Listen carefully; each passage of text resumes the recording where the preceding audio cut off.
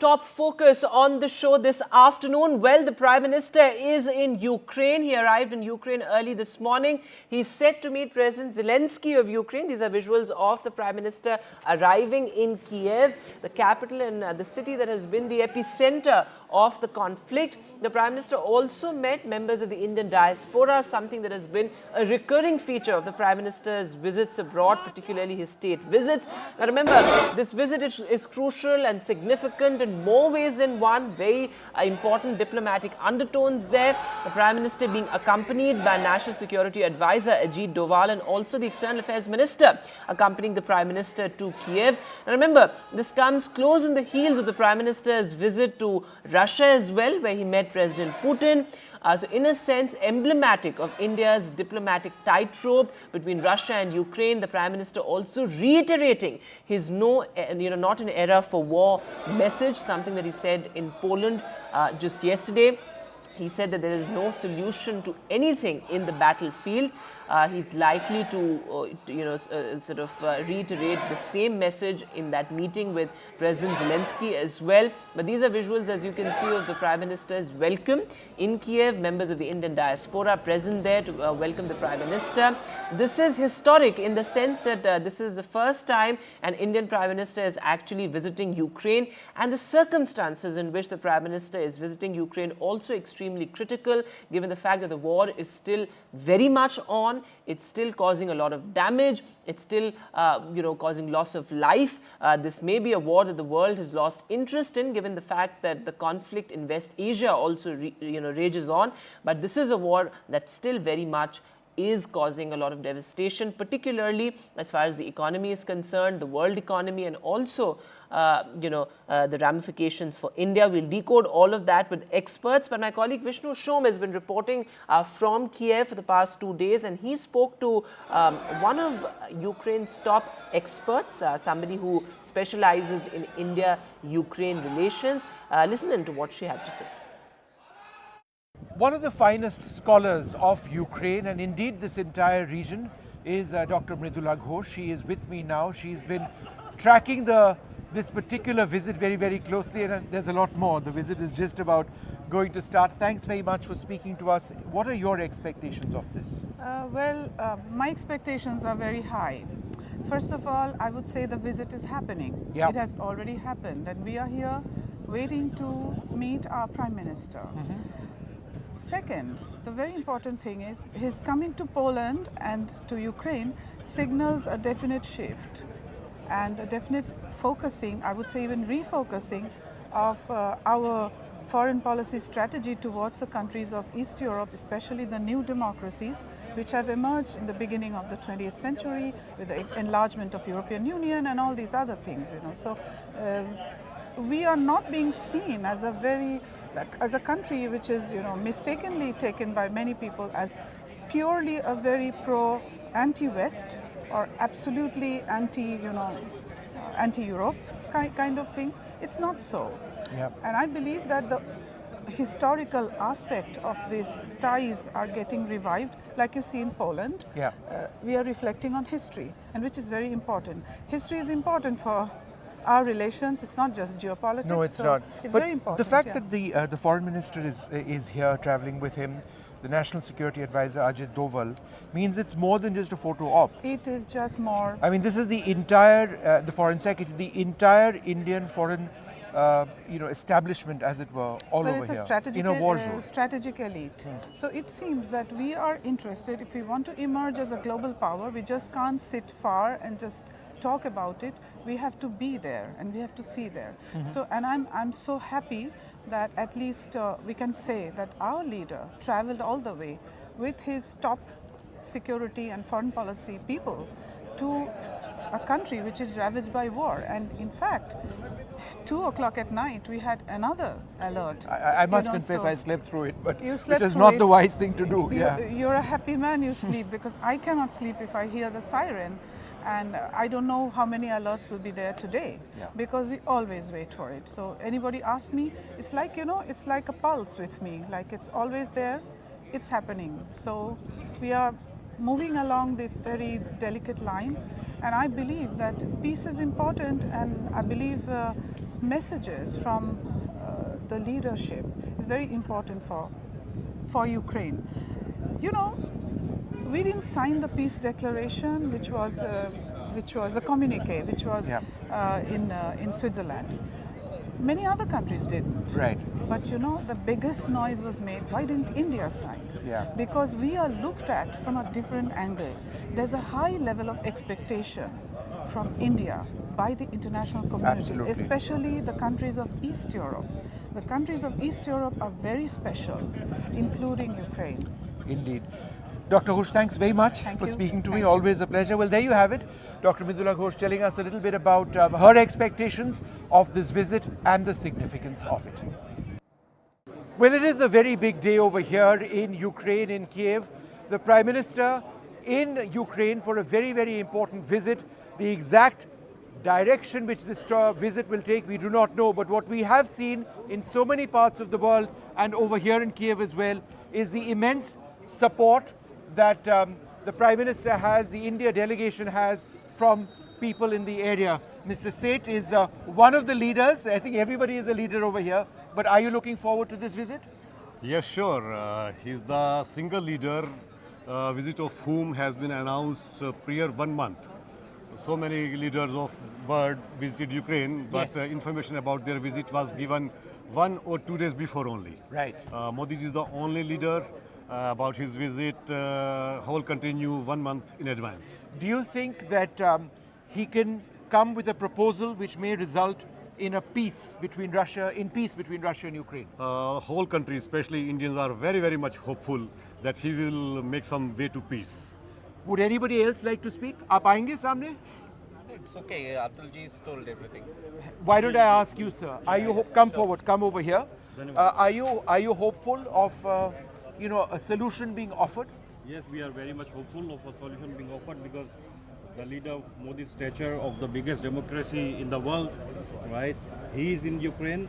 He was in Russia 1 month before. Yeah. Right now, some things have changed. So I hope that a good solution with mutual benefit is being offered. It's very difficult for all of you now because Ukraine is under attack. How difficult has it been? Mr. Seth, why don't I ask you that? How difficult has it been to be over here throughout the war? It was really very difficult. And it remains that way? Yeah, but I think some medals should go to Indian diaspora also, which all stayed and remained in Ukraine in such tough times. Would anybody else? आप आएंगे सामने? आप आएंगे? आइए राम जी आप शशि जी आप बताएंगे how difficult has it been for you over the how difficult has it been for you to be over here during the war? I mean, there are missiles flying, drones very often, air raid sirens. You're working and living. How difficult has that been?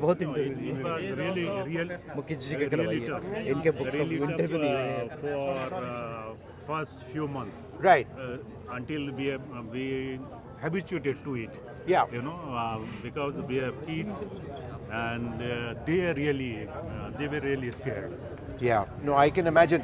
Seth Saab, I'll just take this mic and pass it around. Would anybody else like to tell us a little bit about what they've experienced and how difficult? Yes, sir. What's your name? My name is Sanjeev Bhagat. Tell me, how difficult or challenging has it been? See, at the start of the war, definitely it was little bit chaos, and people were stuck, and you know that 19,000 students were stuck, the most of the. And as per the diaspora is concerned, it is of 600 to 800 in Ukraine before war. And now? Now it is, you can say 150 to 250 people maximum, and that too is scattered. Families are residing outside and they are coming, going. Difficulties are there, but I would say that I don't know, like we are here for the last 2 years, continuously we are here. People have developed now the resilience, and like the Ukrainian people, and we have decided to stay here and fight with the Ukrainian people. Whatever work we do, I'm into pharmaceutical, different people are in different business, but they all are continuing. Yeah. It's challenging, but we are ready to take the challenge, and we have already taken that challenge, and we are staying here. Our kids are here, our family is coming here. Right. Yeah. Well, that's fantastic. Can I just ask you to come forward to say a few words? Aye, please. Namaste. Hare Krishna. Hare Krishna. So, How difficult has this period been This with the period fighting was and the war? quite difficult because so many people fled from country, and we're trying to do what we can do. From the beginning of the full-fledged war, we distributed 3 million plates of vegetarian prasadam Right. to the needy, and we distributed also holy scriptures like Bhagavad Gita, Srimad Bhagavatam in the Ukrainian language. And definitely we want this war to be finished as soon as possible. Are there a lot of mandirs over here, a lot of temples in Kiev? In Kiev we have 2 mandirs, and we have temples in all regional city basically. Yes, we had before the war we had 40,000 followers, quite less now, Yeah. but still. Thank you so much for speaking to us. Well, there you have it. Several members of the diaspora. What they actually have to say is important. It comes at a time when things may appear to be normal, but they aren't normal at all. Enthused by the visit of the Prime Minister, let's see what eventually comes of it. And joining me on the show this afternoon, Dr. Zakir Hussain, foreign policy expert. Also with me, Yogesh Gupta, former diplomat. Thanks very much, gentlemen, for being with us. Going across to you first, Mr. Yogesh Gupta. This visit is much more than just a photo opportunity, because we see the Indian diaspora giving a rousing welcome to the Prime Minister almost every state visit of his. But this is about significant diplomatic undertones. The fact that India has been able to make the point that, it is going to set, it's going to play a crucial role as far as the new world order is concerned. It has made the West understand its historical relationship with Russia, at the same time emphasized on the fact that war needs to stop. Yes, Vedant, I would second what you have just said. I think there were a lot of misperceptions after our PM's visit to Russia. Some countries in the West, including the Ukrainian president, thought that India had gone, that the Prime Minister had gone there at an inopportune time and so on, and the welcome that he received. I mean, all those things, created a certain amount of misunderstanding. So I think this visit is very useful in setting that record straight, that we have excellent relations with the countries of the West and also with Ukraine. And we are vitally interested in establishment of peace, not only in Ukraine, but also in the Gulf, because these affect our vital interests. And India is prepared to play a very positive and constructive role in resolution of these problems. The Ukraine problem in particular is, I think, nearing a solution, as there is a fatigue on both sides, in fact, all sides. And all sides want a quick resolution of this problem. Now that Ukraine has captured a certain amount of the Russian territory, that strengthens Ukraine's position. So we are closer to a situation where genuine negotiations can take place, and India can play a very helpful role in those negotiations because of our close relations with President Putin, Russia, and also with Ukraine, countries of the West, and so on. And also, I think the bilateral relationship with Ukraine is very important. There is so much that we can cooperate with each other, particularly in the field military equipment, security, and so on. So I think on the whole, this is a very important visit. India can play a very important role in economic reconstruction of Ukraine, which is going to be that's an important point you're making. And Dr. Hussain, come in on this, because we saw during the G20 as well what seemed like an insurmountable issue, the Ukraine issue. India was able to build some sort of consensus around that even during the G20. How much of it is actually a practical proposition for India to be a real peacemaker, a real mediator in the conflict? Thank you for this. First of all, I see this visit as a breaking the brackets. Earlier, we were bracket to some hesitant power like that. we have taken initiative to break our bracketings and give an independent image where India can build its position that it is a power which can see both the sides equally, and it is ready to mediate and bring peace and stability in the world, including Middle East, including Russia and Ukraine. Despite opposition from the Russian and other lobbies, India chose to go there, and Prime Minister has shown a very bold diplomatic policy in this regards. And we should also consider this, that our foreign policy is not going to succumb to the Western pressure that totally it will criticize Russia as well. This is very important to build peace in the world. We are also representing global South, and Kyiv needs the support of global South in United Nations and other places.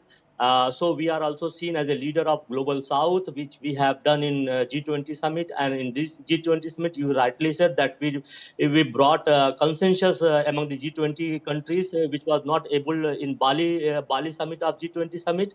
So many people said see this as a balancing act, but I see it the visit is a breaking the bracket and establishing as independent neutral power. But here at this point, I see that we have to chalk out and announce our foreign policy principle, that we are not siding with any party, but we are trying to establish as a honest power which can bring peace and stability in the world, and also contribute to the development and stability and reconstruction, all these things.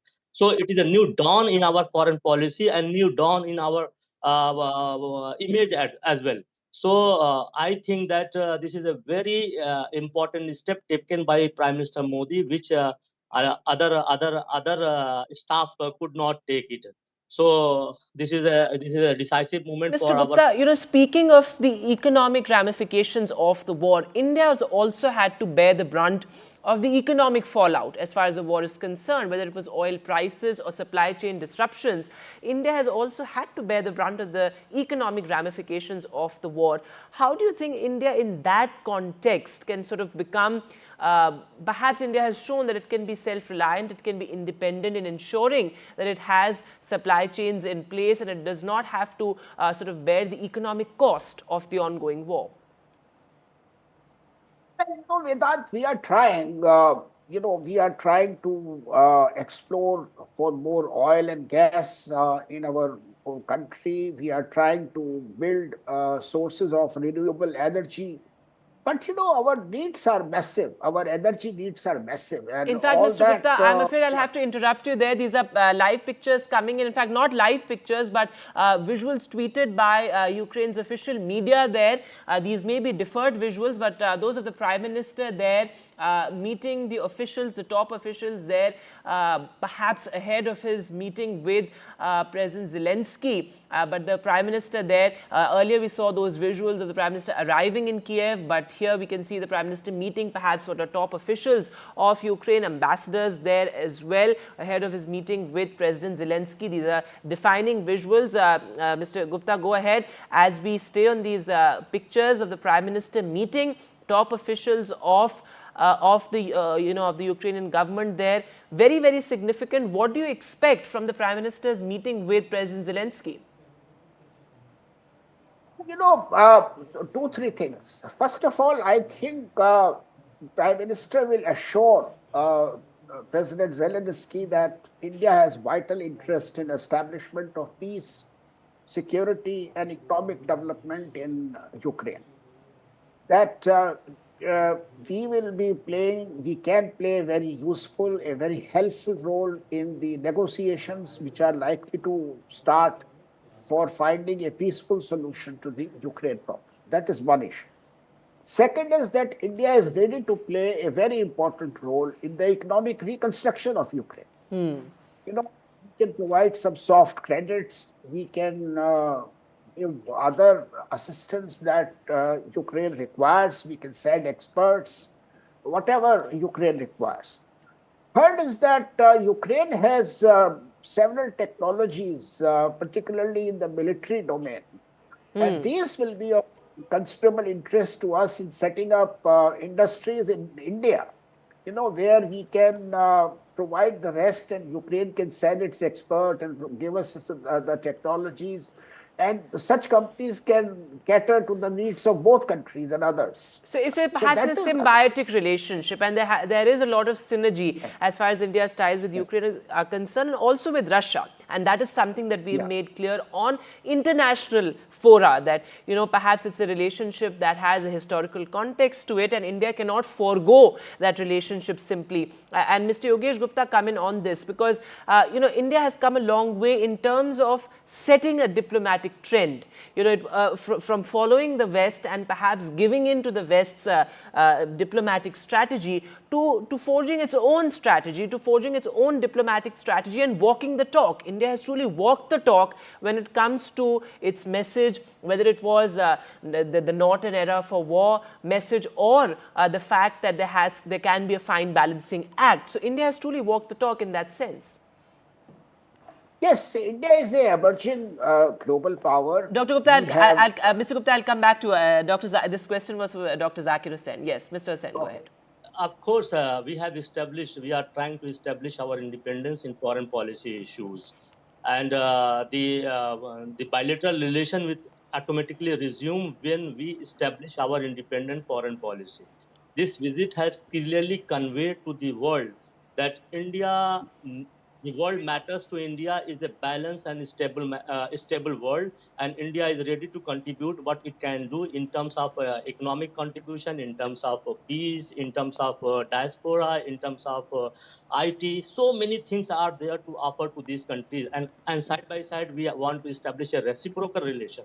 We can go nitty-gritty is what we can do, but broadly we have established our position, which China has also seen as a wonderful thing. It has praised also somewhere. So what we are telling again and again that we have this visit is a breaking the bracket which put India into a mid-power like position. Which cannot take so multiple important messages being sent out by the Prime Minister there, particularly at a time which is very crucial geopolitically and diplomatically for India. Thanks very much, gentlemen, for being with us. I'm afraid that's all the time that we have on this discussion, but we'll slip into a short break. News continues on the other side with my colleague Divya.